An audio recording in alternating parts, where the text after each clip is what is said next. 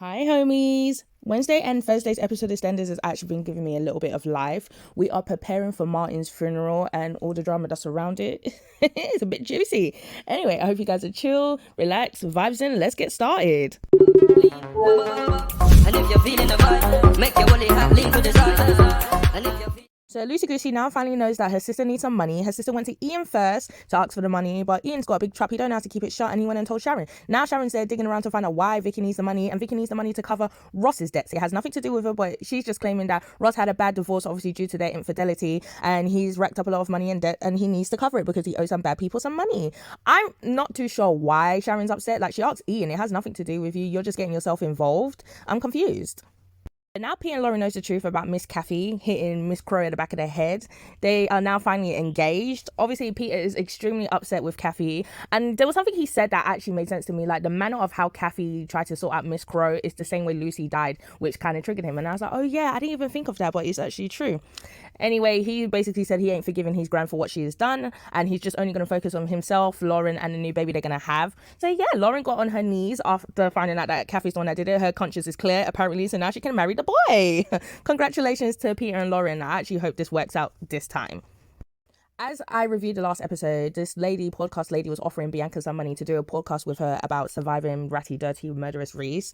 Bianca really wants to do it, not just for the money, although the money will be sweet, but she's also doing it because she's hoping that it will help her heal and also for her to get her story out, which she deserves to do. Unfortunately, her sister Sonia doesn't want to have no part of it and also feels like she is in the position to tell her sister, no, she can't do it.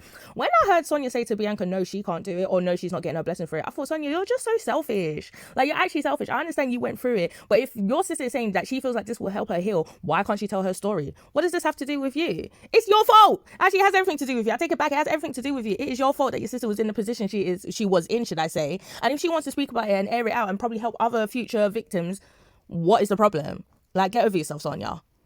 And just what I said, Kat basically said the same thing to Bianca. It is her story, and if she wants to share it, she should be able to if she feels like this is going to help her heal. Martin and Sonia's daughter Bex is back. She's back obviously for the funeral. I like to see Bex here. Obviously circumstances is not great, but I like to see Bex here. Bex is trying to convince her mum to go to the funeral place to have one last conversation with her dad, which I think is sweet. At first Sonia was a bit hesitant. However, Lin, you see Lin in the corner. Lin was just like to her, she wished she had a chance to say goodbye to Mick properly. So basically Sonia should take the opportunity. I just wanted to talk about how Lin is there patting and holding the baby. Lin, you have come a long way. Like, a few months ago, I wouldn't even let you hold a glass of water, let alone a child. And now look at you. Recovery looks great on Linda. Don't you guys agree? Even though Peter and Lauren are freshly engaged, he's still a bit sad. Obviously, finding out that his gran is the one that hit his mother at the back of the head is not nice. And Lauren is, being sympathetic and saying she understands what. Now you know it's not you that did that. You're finding it okay with Peter being sad about his mother, basically. Do you know what, Peter? I just want to say, I don't care. Miss Crow deserved it. Kathy did God's job. She did karma's work. Karma's got to come through someone's body, and Kathy did it. Miss Crow is a mess. Your mother is a joke. Respectfully. Ruby's actually kind of disrespectful. The way she's talking to Jean and hounding her down for Stacey's missing act is just not on. Like, it's not Jean's fault. Even though Jean is like helping her daughter, grieve in the way that she feels like is best, and for Stacey to be away so she can get her mind clear, that still doesn't have nothing to do with Jean. Stacey is a grown woman. It is not her fault. Do not take it out on her. Of course, Alfie saw the conversation between Ruby and Jean. He told Jean to have a sit so they can, talk. He was like, look, I've known you for many, many, many years, and you like to ramble and to rant, so just lay it on me. Then after that, Alfie was like, I know you're grieving too. Like, how are you feeling? Obviously, Jean had a good little cry because she's like, yeah, Martin was a beautiful man. He was a respectable father. He was amazing. And how Stacey should have never left Martin. She should have stayed with him. And she loved him so much. And I was like, oh, like, poor Jean. At the moment, Jean is trying to handle everything. Obviously, Stacey's gone, so Jean's trying to take care of Stacey's kid. And then after that, you have Miss Ruby at the back of your head be talking the most rubbish because Stacey's missing. Not to mention her man is cheating on her, which she doesn't know that bit. But yeah, Jean is just going through it at the moment. And I hope she doesn't have a bipolar episode because she's taking on too much.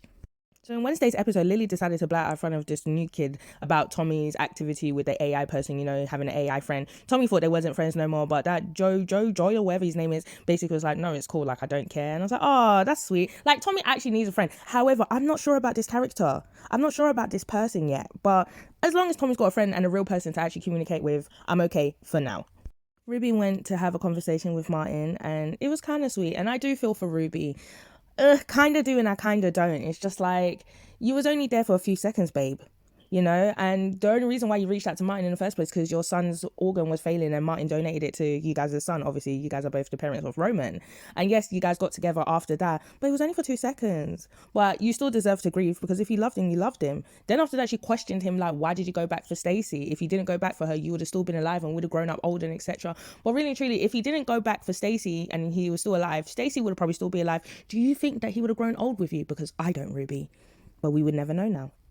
So Sharon went to have a conversation with Lynn about her sister situation and the money and her man. Sharon was like, how controlling is her partner? Well, we will never know that information until later on in the next few episodes. But again, I just want to mention that the fact that Sharon can go and talk to Lynn about her problems is just amazing to me. Again, I love Linda so much. I've loved her for many years. So to see her when she was on her downfall and to see her how she is now, it's just amazing. Anyway, Linda was just like to her, if that Ross guy owes that much money to bad people, like, wouldn't they try and take it out on your sister? You know, put in a perspective that your money would help your sister out and keep your sister alive, basically. With that, Sharon changed her mind and decided she's going to give them the money. Asked how much do they want. They're talking about 55,000 Australian money, which is apparently 25,000 in British sterling. So Sharon was like, yep, she will give the money. When can you pay me back? If you can do installments, he said 6 months. And it was like, okay, cool. Sharon's still not trusting this Ross Robert Kent, but, you know, she's doing it in the name of loving her sister. Sonia, Bex and Kathy, all three of them went to go and visit Martin in his coffin, and honestly, Kathy had a little moment. Again, she was just about to read the scripture that Yolandi wrote for her, and then she changed her mind. She was like, she don't understand why God didn't save you, you know. And I was like, oh, I don't have the answers. I couldn't tell you, you know, life and death, like, people come and go. That's just how life is. It's scary, it's horrible, but without it, we wouldn't experience life as humans, you know. So Kathy had her moment. She said goodbye to Martin, and I thought it was sweet. Alfie saw Tommy and that new boy Joel or whatever his name is playing football, and then Alfie wanted to take it upon himself to go and shout and say they can't be friends. Good thing Kat stopped him in his tracks, because don't be silly. Stop it, Alfie. Whatever the Vicky did to your brother has nothing to do with the man's son. Okay, he is a child. Okay, don't take it out on him, Alfie, because you're upset that Vicky and your brother's not together. Grow up. And I'm glad Kat stopped him. Like, again, it's been a while since Tommy's had a real friend and you want to take it away from him because of what the adults in this young boy's life is doing. Get over yourself, sir. Peter and Lauren goes to tell Ian about their engagement, although Peter's still salty at his father, acting like he's never going to forgive him because his dad knows what Kathy did to Miss Crow. However, Peter, like, get over it. He did say he's not over it, but he's over it enough for them to continue being family, because obviously they're burying another family member, Martin, so there's no point harboring such harsh feelings. However, Peter, get over it, because if you knew the full story, did you know that your mum put your dad at gunpoint? Did you know the reason why your cousin Martin dead is because of your mum? Because she pushed Ian in front of ratty murderous dirty Reese's car? Like, you don't know, Peter. However, they're going to keep him in the dark about that, obviously. So Peter, I guess you're not a grown man enough for them to tell you. See, I knew there was something fishy about this Ross Robert guy. So obviously he's sitting there having a conversation with his son, Joel, whatever. And basically to tell his son to keep his mouth shut, keep his mouth shut, because the money that they owe is because of the son. And I'm like, oh, so here's us believing it's because of whatever divorce and you just owe the wrong people. But really it's because of your son. And does Vicky know this? What did your son do for you to have to owe almost 55 grand? What did he do? Now I'm concerned. And should he be around Tommy? So the episode ended with Sonia having her last conversation with her first. I thought it was beautiful, you know. She was just talking about the time they eloped and things like that. And I thought, oh, you know, bless Sonia. Like, bless her, bless Martin, bless the whole family. It's so sad that Martin's gone, but I like the fact that there were so many people who truly loved him and he deserved to be loved. And I know he gave a lot of love. So it didn't end with like spicy pepper, but it ended with sweet and love. I'm going to rightly assume that Martin's funeral is next week. I'm actually excited but sad at the same time. I don't want to see Martin's funeral, but at the same time, who knows what drama is going to be around that funeral? Will Stacey come back? What is going on with this Joel, Robert and Vicky thing? Like, what is going on? It's just ridiculous. I want to find out what that boy did. But anyway, you guys enjoy your weekends. Please like, subscribe, share all the things that people say to do, and I'll ramble to you next week. Bye. And if you're feeling the vibe, make your wallet hot, link to the side. And if you're